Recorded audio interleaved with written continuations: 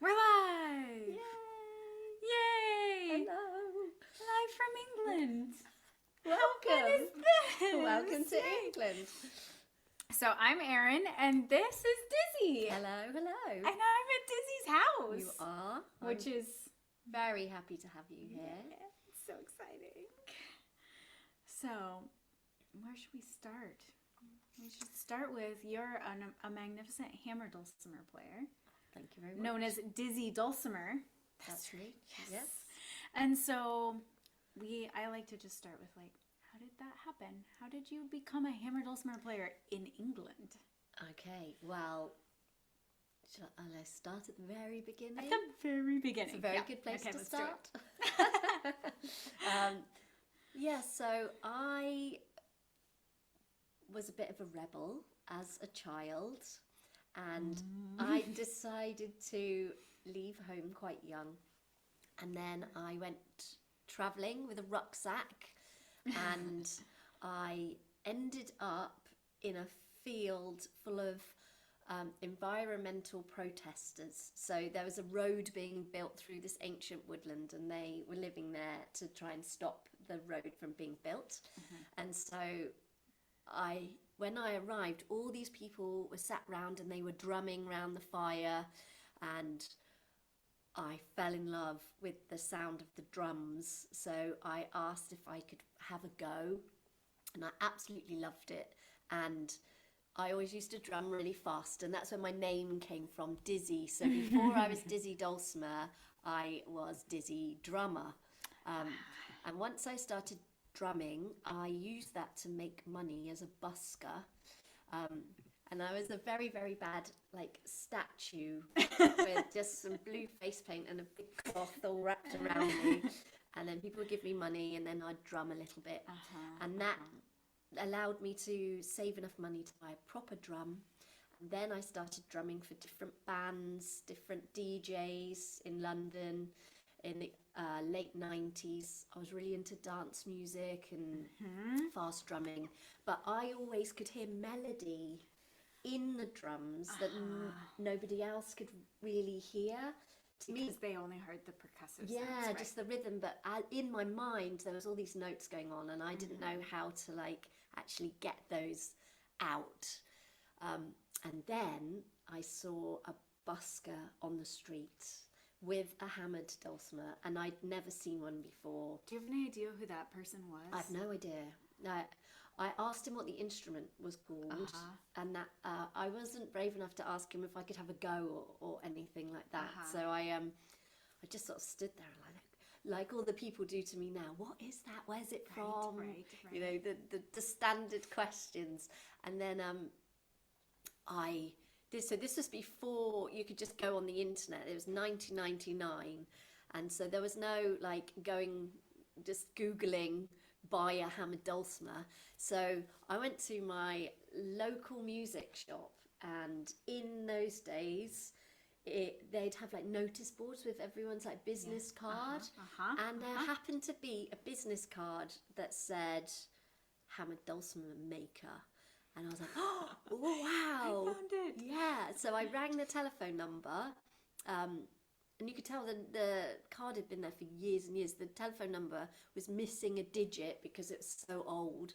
So I added the new digit and then tried it. And the man answered, and yes, he was still making dulcimers. Amazing. And I went and I had my first ever go on a dulcimer, and I ordered one. But I couldn't pick it up for over 6 months because I had to busk with my little drum the money to be able to go and pick it up. And then I bought it. So I got my first dulcimer in 2000. That was the year that it came into my life. Yeah. That was the very beginning. But I didn't really start playing it a lot. For about 3 years, because by that time I was doing lots of session work as a drummer. And when you're doing something a lot, it's hard to switch instruments to start learning something new. Right. But I decided to teach myself to record music. So I bought a computer and through the process of making my first ever album, I learnt to play the dulcimer because the whole point was I wanted to get this melody. The melodies, right. So through that album I started to play, and then it just took off really from there. So you mostly compose your own music with the hammer dulcimer, right? Yeah, I'll be honest, I often feel like I'm a fraud, like I'm not a real musician because I'm self-taught. I'm really not very good at reading music, and I don't know many tunes, especially all the classic like jam session tunes. I just don't know many classic tunes. American folk songs. Yeah, and so I go and I'm a teacher, so I feel like I should. And one day I will. I'll get round and sit down and actually learn these tunes. But what my we did Grey Cat on a Tennessee Farm this morning. We did. I've learned my first tune on the mountain dulcimer today, which is really exciting. She's trying to make me defect, you see. She's like, come join. Hey, the mountain dulcimer is really nice. Just pull you over here. I'll be honest, I really am tempted. It's so easy. 4 strings, or 3 sometimes. The tuning part is way easier.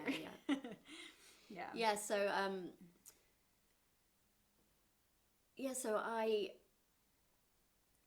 I decided to put a video on YouTube. Yeah. And the reason I did that was, I didn't know anything about going viral or that it was something that you could make money from. I literally put the video on YouTube because I wanted my mum to see this dress that I'd bought, which was a medieval dress, and I didn't know how to send a video by email or anything. Too big. All the complexities. So I just put it on YouTube and I sent my mum the link. I said, look at this dress. And then within like 2 weeks, I had over 1 million views on YouTube. Everyone else liked the dress too. I think it was the dress more than the dulcimer that people liked. I had some very strange comments as well. YouTube, and loads of people were saying, you look like a man in drag. Go on. What about the music? Is it they're not interesting? But yeah, so from that video, I started having people email me wanting to learn to play the dulcimer, saying, that's amazing, where can I buy one? Do you know of any teachers or anything like that? And this guy who I bought my dulcimer off, he could sell them, but you had to wait like up to a year to get one. He wasn't like mass producing. He was quite slow, and there was no teachers because I didn't find a teacher. I just taught myself to play. So I thought, what can I do? And then I found this company in America, TK O'Brien, they were called. They were the only ones that were willing to sell more than one dulcimer at a time to me. So I risked everything and I borrowed some money from my uncle. And I bought 6 baby dulcimers and I sold them within a week. I'd go to like a session. I went around all the pubs to the open mics and I played it, and I was like, if you like this instrument, you can buy it right now and take it home with you. And I just sold them, and I knew then that there was a market in the UK for people wanting to buy dulcimers. And to teach the dulcimer, your students have to have an instrument. It is pretty hard to learn to play an instrument you don't have. Yeah, exactly. So I had a few that I would rent, and then I started selling them, and then I made a website. The next thing, I was selling like 3 a week, and before that I'd been a busker and I was just broke all the time. And then all of a sudden I had a business and a website, and I was being invited to perform because of my YouTube videos all over Europe. I played in Norway and Portugal and Romania and France and Spain and Hungary. And then I went to the World Dulcimer Congress in Mexico. So it was just... And none of it was like, I'm going to be a dulcimer player or a dulcimer seller or a teacher. It just sort of spiraled all naturally without me really having to do anything, which was good. Well, sometimes when you find your thing, it just is it's clear. meant to be. Yeah. It's there. That's it. So we always sort of ask about any women who are influential in the journey along the way. And it's interesting when we first started doing these and we're asking other women about like who are the women who are influential, it made me realize even more how important this kind of process is, because there weren't any women in my journey who were really influential. It wasn't. It was all a very male dominated industry. But what was your experience like? Well, there drumming too, because drumming is very male dominated. Yeah, that was in a way that was good for me. Yeah, because it gave me a unique selling point, and it made me get quite a few gigs just because especially in the dance thing, because I'd wear like a little bikini top and like UV flares and put all like UV paint on, and so it was. You sort of got a double whammy. You got my dancing and my personality as well as just the rhythms. So, but with regards to female musicians, there was no female drummers. Lenny Kravitz had a female drummer in his band, and that's the first time I'd ever seen a female drummer. Wow. And I was only in my early teens, and that was quite. I wasn't even a drummer myself, but seeing her, she had like a big afro, and she was just like rocking out, and I was like, wow, I want to be a drummer, because that hadn't occurred to me, but I want to be a woman who is just free to show her power, you know. Right. So she was quite influential. But with regards to dulcimer players, there wasn't any men or women. There were none. In UK, I had no role models. The guy I bought the dulcimer from wasn't really a player. He was just a maker. So I had, in a way, it was good because I didn't have a foundation of music to think the dulcimer had to sound like. Right. Yep. So I used my influence, which was all like dance music, as my inspiration, and sort of just created my own style.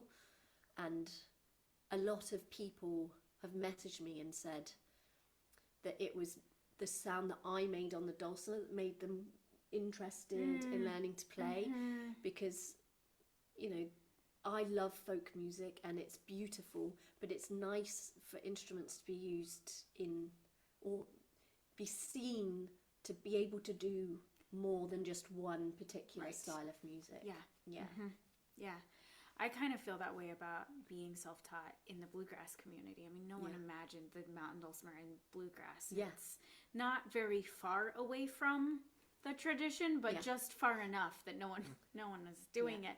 But also no one told me you couldn't. And so I figured out a bunch of stuff that, you know, sort of later on I would find out that there was sort of within the tradition, there was this belief that this thing that I was doing wasn't possible. And I would go, well, no one told me it wasn't possible, so I did it. You know? Well, you know, that's how this world has become, you know, electric lights.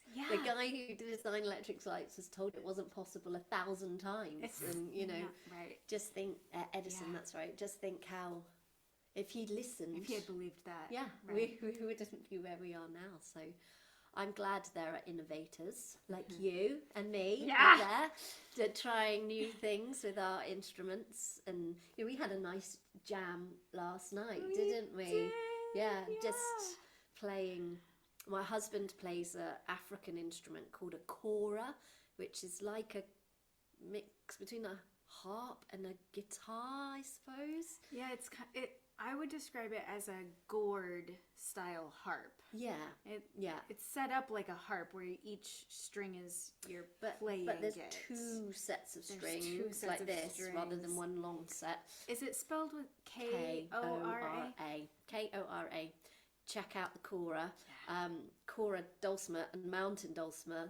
Maybe there's a whole new band waiting to come out there. Yeah. I really enjoyed that. And we were playing, just improvising.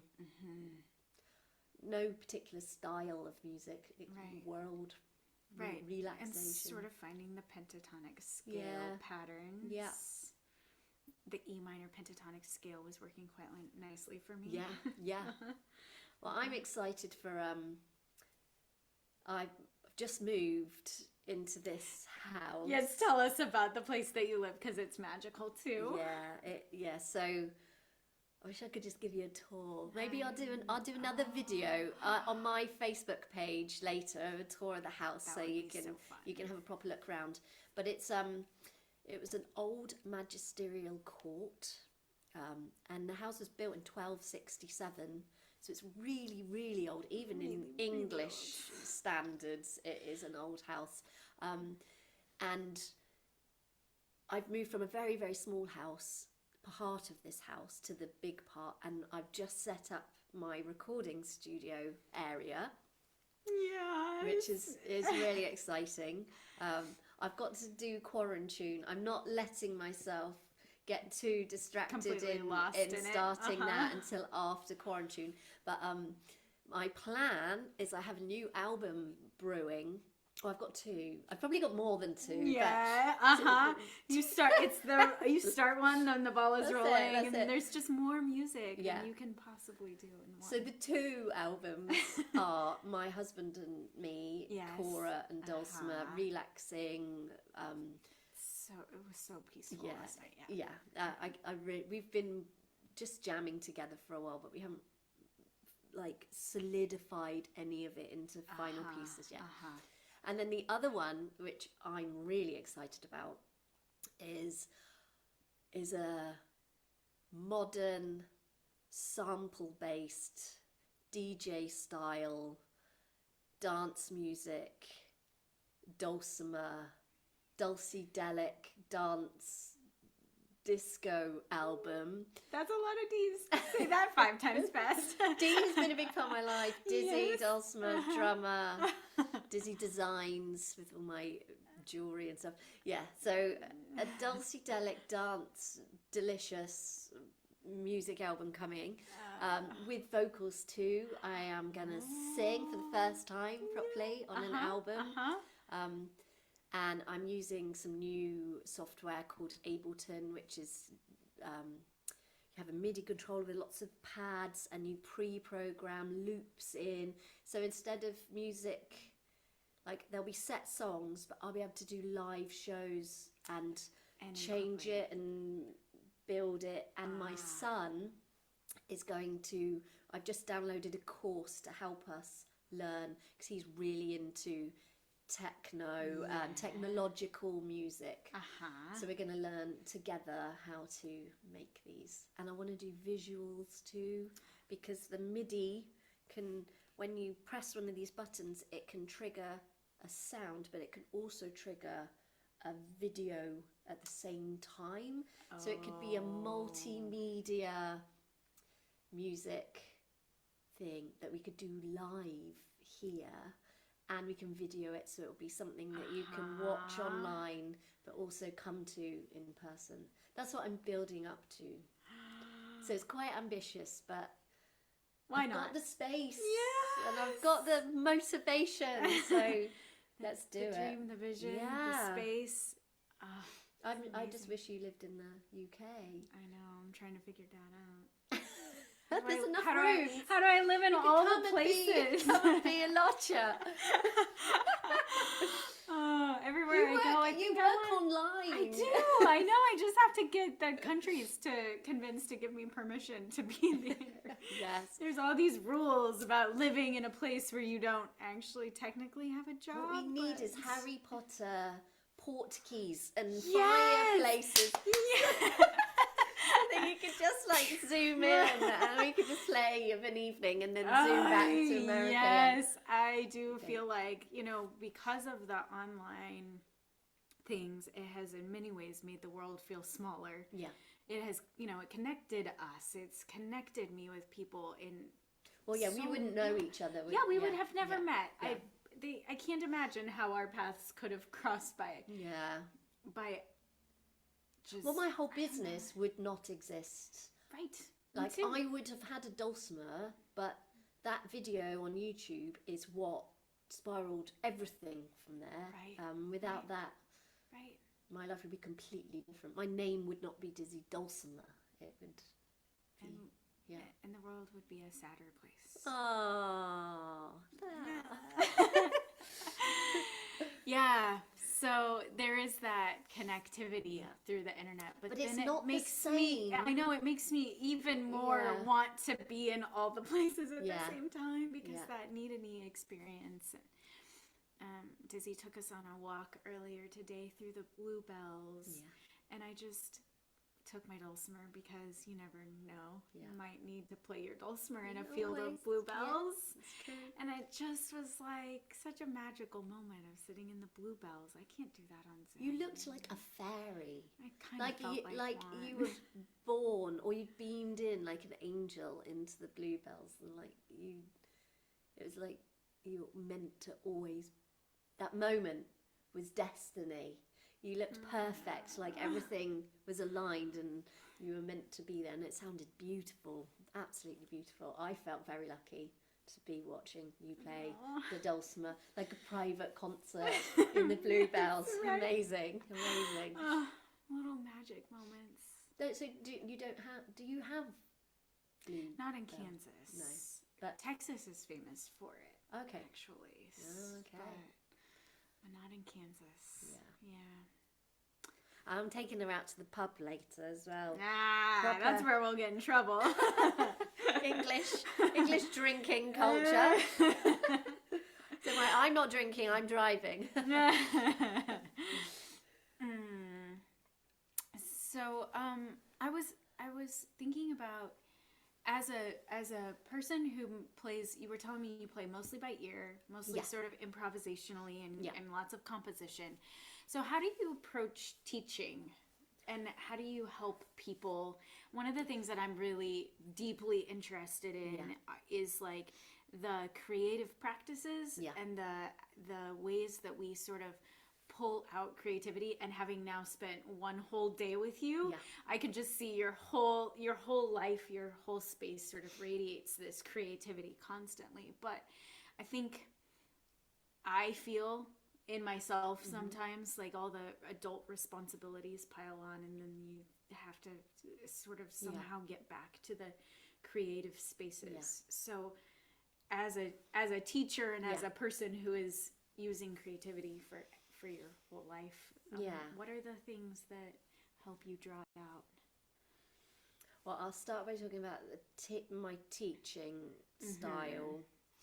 So two things. One is there's loads of dulcimer teachers now, and they all specialise in different things. So if you're a student that wants to learn to play tunes and you know music, or you want to learn sheet music, I can point you to teachers that will. I'm not the teacher. That's another one of my favorite things about online is like, I don't have to teach you everything, and you don't have to learn only what the person who's geographically closest to you knows. You can find the style. So I the way I deal with the feeling of being a fraud and all that is that I'm a specialist. So I teach creative playing, a bit like creative writing. I teach creative playing and rhythmic based playing because I'm a drummer. So I don't start from the melody, I start from the rhythm. And then from the rhythm we have little fun games and tricks to pull the melody out of the rhythm. So my teachings all starts with rhythm. And I've created this online course where you can buy the whole course, or you can buy units. So if you just want to learn to improvise, you can buy the improvising bit, or if you want to learn rhythm and groove, I've got rhythm and groove. I have one of all the foundation stuff, so the scales and arpeggios, but it's done more pattern based rather than note based. So learn the patterns. I don't teach with notes at all. So again, there are other people out there a bit like me who find reading music just doesn't work with the way their brain works. Right. So they can really create a barrier for an instrument like the hammer dulcimer, which is often approached from a really note-based. Yeah, like when I go to workshops where I'm teaching, and then I get a break, and I'll go to a workshop, and loads of workshops, they hand you the sheet music, and then everyone's playing the tune, and I'm like, I'm meant to be a teacher, and everyone can play this tune, and I can't, and I have to stand right next to the teacher so that I can hear her and see her hands, because I'm a visual ear. And also in a group, if there's loads of people, I can't hear myself loud enough, I just cannot play. That's why Zoom stuff as a student for me is really good, because I get a nice close-up on the screen of their hands and everything, and I'm not in a room full of other people trying to practice. So teaching wise, I just look for students that don't want to learn music notation. They want to just learn to get their creativity out. I do teach tunes, but I do it all by rote memory. That's how. So sometimes someone will say, can you learn this tune? I will go and listen to it over and over again till I've learned it, and then I'll come back to them and we just do one little bit, and then they've got that, and then you add the next bit, and then put the two together and just go like that. So that's how I teach. With regards to drawing out creativity, I don't always have, like, I have children, and I would say from when they were born until a couple of years ago, I didn't have much energy left. I suppose that is creativity, though, being a parent, especially home educating them as well. So that became my focus, but they're now at an age where they're less need intensive parenting, so I can feel it coming back. But I would say I've been so lucky that somehow I never entered the trap of normal adult life, of like getting a rental or a mortgage and having a normal job, mainly because I am too sensitive, and the money stress or having to work, my mental health just, I had one job when I was 16, and I lasted like a week, and I was a gibbering wreck, and I just couldn't do it. So I realised very early on that I had to be self-employed, and I just had to find my own way that I was in control of. So I chose to live in vehicles or in caravans or on other people's land in exchange for helping them, so that I didn't have a big financial burden, so that I could just be a travelling musician, basically. And now look at me, living in the biggest house of any person that I know in the UK. But again, I'm still not in normal life, because I'm in this blessed position that we inherited it, and we have land that brings us an income. So having stress of normal life does sort of curb creativity. It certainly can. It is very, very hard, but it's worth trying to carve out a little bit of time, because I think keeping your creative spirit alive is more than just learning an instrument or something. It's like, I don't know, it's like a connection to the divine. That's why learning tunes for me is fun, but writing music is where my heart is, because it's this connection to divine creativity. It's like I like to see myself as a channel for this creative force, just use me to in any way, because I'm not actually a dulcimer player. I am a creative. I do all sorts of stuff. It's just I became known. The dulcimer was the thing that I became known for, but I make pottery. I'm a mosaic artist. I play lots of different instruments. I was actually an actress first. I love singing, but I've never been... It's the one thing I've been a bit shy about. Because some teacher gave me or my aunt gave me a comment when I was a child about my voice, and put me off. Talking about that last night. We were. The power of teachers to encourage or shut off a part. And that, I think that's another thing for adults often is like to do sort of the healing work of getting over the old tapes in our mind of the aunt that was discouraging or the just teacher that said you can't do it. How much power your words have to young children, even if you don't think of it as a harsh comment, things can have a big impact at that age. And I believe just making children feel positive about what they're doing, even if they're not very good when they're young, just make them feel that they're not supposed to be good at it yet when they're young.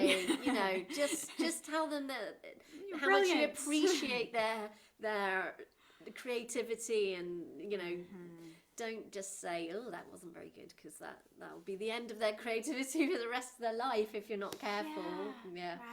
Right. Yeah. Luckily, it was only the singing that got affected. All the rest, I still, bringing the singing and to the next album. I'm healing myself. Yes. Yeah. So, but luckily we've got technology now, which that also helps even a little bit. all the negative parts of singing. Oh man. Okay. Well, I never want a conversation to end. And I mean, fortunately, we can just carry on chatting. You know how to say goodbye. We'll just go make a cup of tea and keep on talking. The fifth cup of tea of the day. Okay, if I pop in. They offer you tea all the time. Wake up. Would you like a cup of tea? Go somewhere. Would you like a cup of tea? Get ready to go somewhere. Would you like a cup of tea? Yes, all the tea. What Erin Mae? What other way is there? Hey, folks, can I pop in for a minute? Yes, please. Hey, all the way from California to England. Brian Seeley, Dizzy says, I so love your version of Ding Dong Merrily on High. Is that one of your videos? Yeah, so I used to run a community dulcimer orchestra. I had 15 members at one point. Nice. Yeah, but the problem was none of them could tune their instruments. So they used to have to come up to an hour early, and I'd give them like time slots so that I could tune their instruments. Yeah. Anyway, and we did quite a few Christmas concerts, and one of them is Ding Dong Merrily on High, and I do this whole introduction where we play church bells or spiraling, and I've got a bass dulcimer. This was before Masterworks had the big Dulci Forte with all the bass notes. So in the UK there was only 12 11s, and then me with my special bass dulcimer. So I could go ding dong ding dong, and then everyone dee dee dee dee dee dee dee dee. And we did all the church bells, and then we'd suddenly go Ding Dong Merrily on High, do, do, do, do, do, do, boom, boom, with the bass dulcimer. It's really fun. So yeah, I think there might be a couple of versions of that on YouTube somewhere. But thank you. I'm glad you like that one. I like that one too. It's good to teach in community groups, that one, because there's loads of really easy parts as well as the more complicated parts. So. Yeah. And Hillary Davies says, I'm hanging pictures in the house and listening. So much fun. I think I might go and make a cup of tea as well. Very British. As long as it's Earl Grey, then that's okay. that's my tea of choice. If you haven't tried Earl Grey, I recommend, but make sure you put the tea bag in, then the water, leave it for 5 minutes before you put the milk in. That's how I make my Earl Grey. I can recommend it. And I'll get to see Hillary next week too. Hi, Hillary. All right. Well, thank you all for joining us for another Dulcimoon Talk. Do you want to just tell everybody your website and how they find all your stuff? Yes. So 2 websites. Music-wise, dulcimershop.co.uk. I've got loads of online courses on there. I've also got CDs that you can buy, or you can just download the music these days. So I just send you a link and you can just download my music. So that's dulcimershop.co.uk. And the other one, if you're interested in history and where I live and my amazing manor house, I've got a little bit of hay fever today, so I have to excuse me rubbing my nose. They've been mowing out. They cut all the grass out around the farm around our house today. So yeah, the house is called Moines Court, which is Moignes. It's French. Moines Court.co.uk. Court spelled Court. So Moignes. Moines Court.co.uk. And on there you can find out all about we have accommodation, lots of Airbnbs in interesting hippie buses and yurts and huts in the woods and all sorts of interesting places to stay. And our house is now open to the public for the whole month of August for tours at midday every day in August. So if you're interested in coming and having a look around inside, you can come. I know a lot of you may be a little far away, but you never know. If you want to come for a visit, I recommend Dorset. It's a beautiful county to come visit. There's a train from London to Dorset. Directly down the road. I'll pick you up in my car and you can come and visit. Fantastic. Thank you, Dizzi. Thank you very much. It's so nice to meet you in person finally. I know. Thank you all. Bye. We'll see you later.